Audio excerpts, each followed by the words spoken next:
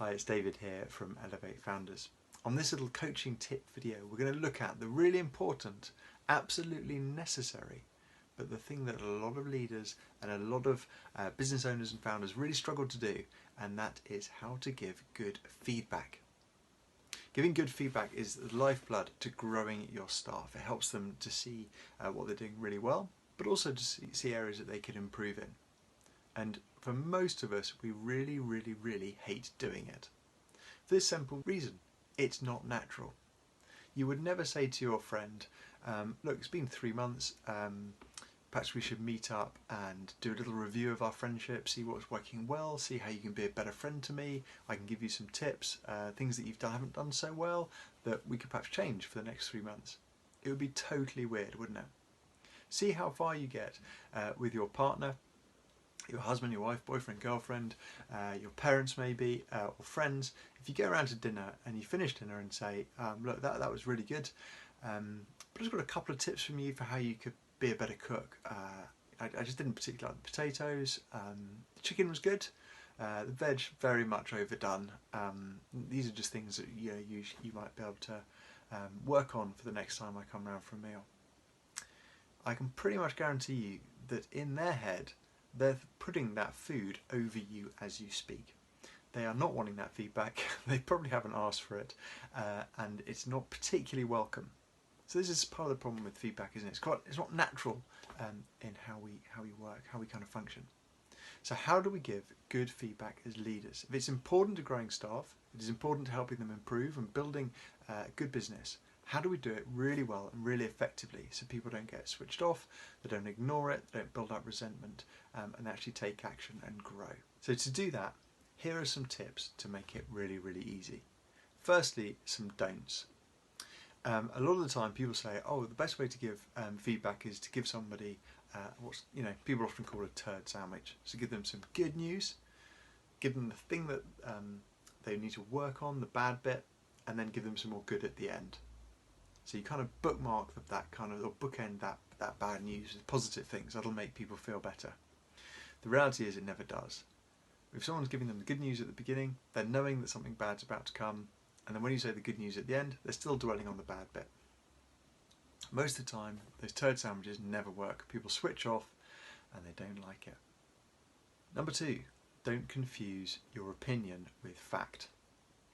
A lot of the time when people give feedback, they're presenting it as fact, when actually it's just their subjective opinion on something. It might be what you personally don't like, what you personally don't appreciate, as opposed to what's actually going to work for them and how they actually work and will get better at doing something.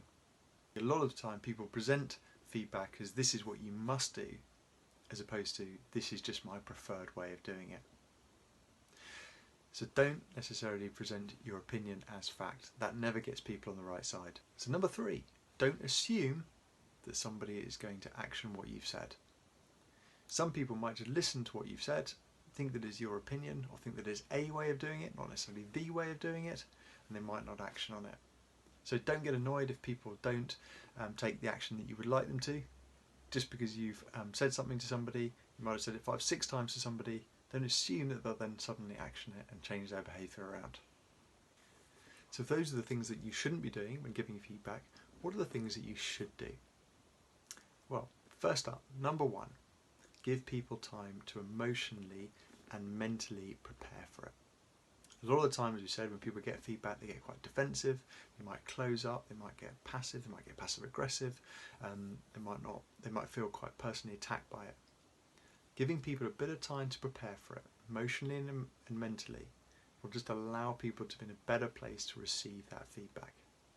I'm not saying they won't necessarily get defensive, but at least it allows them to kind of prepare for it in advance. So, give people time to prepare for it. Number 2, make sure it's a two-way process.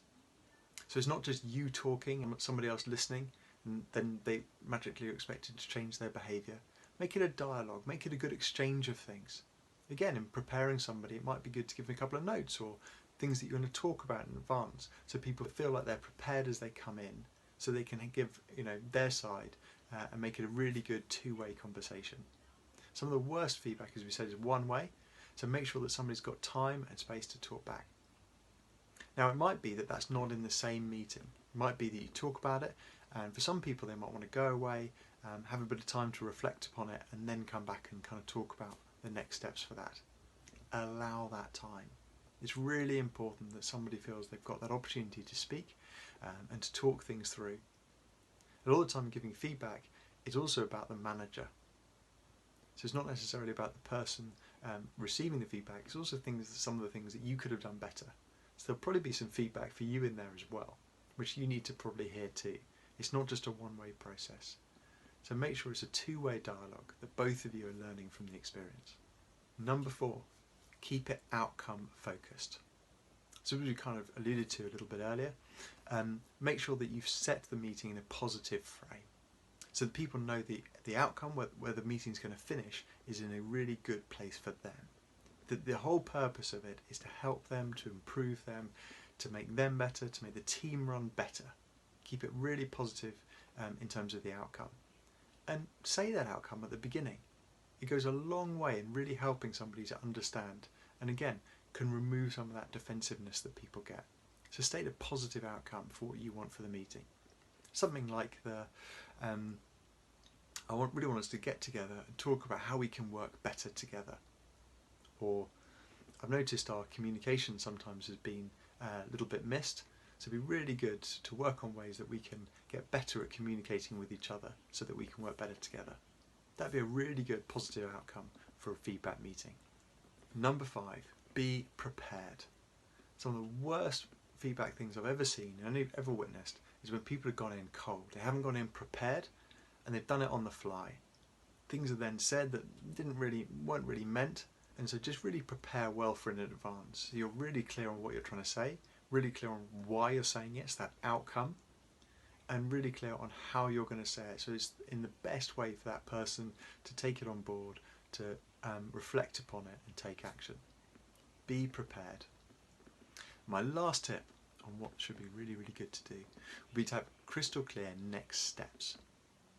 So it's all very well agreeing things, looking at how things could be better and what needs to be done, but just make sure that's then crystallised and really formalised into really good practical next steps. So both you and that other person are crystal clear on that. Again, part of the purpose of having really good two-way communication is that both of you really understand where the other's coming from and why you're behaving in that way. So that then when you come to look at the next steps, it's really clear as to what's going to happen, so that everyone's expectations are measured, but also the why is clearly there, that you understand why that's going to happen and how it's going to happen and when it's going to happen, so that that can be changed and improved going forward. So there are my top tips on giving really good feedback. If you enjoyed this video, please subscribe, please like it, or perhaps even share it. Please comment below if you've got any questions as well. This is a big, big topic and we've covered it in big brushstrokes, so it'd be really good to get specific questions that I can help you with.